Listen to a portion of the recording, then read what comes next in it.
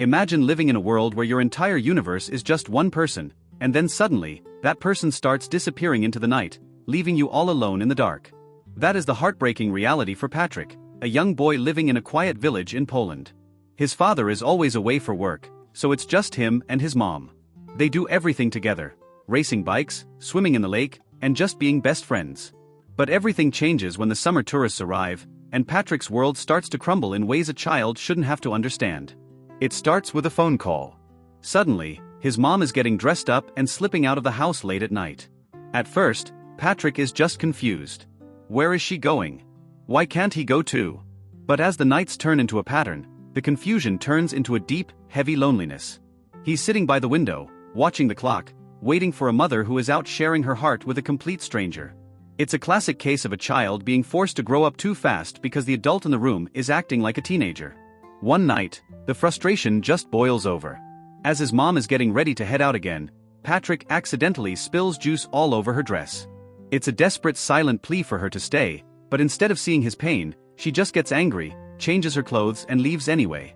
Heartbroken and curious, Patrick decides to follow her. On the way, he sees a lone deer standing in the middle of the road, and honestly it's such a powerful moment because he realizes he's just like that deer, wandering alone while the rest of the world moves on without him. But then, a glimmer of hope appears. He meets a girl named Mika who's visiting for the summer. They bond over the fact that they're both kind of lonely, her parents are divorced, and he's basically being ghosted by his own mother. For a while, things feel okay. They swim, they ride bikes, and Patrick starts to feel like he has a world outside of his mom. But just when you think he's found a safe space, reality hits hard. A woman shows up at his house, crying her eyes out. It's the wife of the man his mother is seeing. Imagine being a little kid and having to comfort a grown woman who is devastated by your own mother's actions. Talk about a heavy burden to carry. Things get even more complicated when his mom makes him swear to keep her affair a secret from his dad.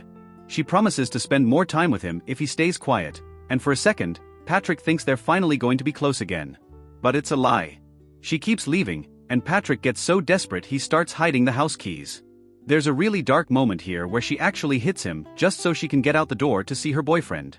It's painful to watch because you can see his spirit just breaking piece by piece. And then, the betrayal hits from the other side. He sees Mika, his only friend, hanging out with an older boy who had been bullying them.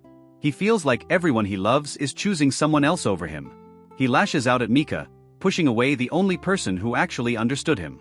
He's just a kid, and he's drowning in emotions he doesn't know how to handle, and the person who's supposed to guide him is too busy chasing a secret life.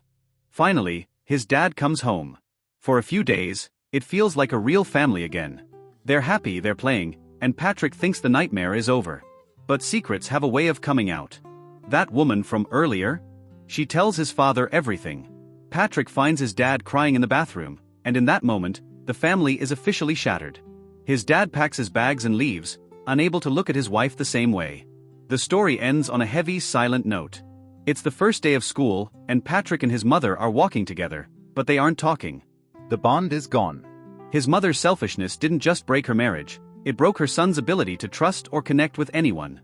He's left mentally distressed and more alone than ever, even though she's standing right next to him.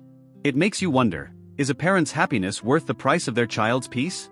If you were in Patrick's shoes, would you have kept your mother's secret, or would you have told your dad the truth from the very beginning? Let me know what you think in the comments, and don't forget to like and subscribe for more stories like this one. Thanks for watching.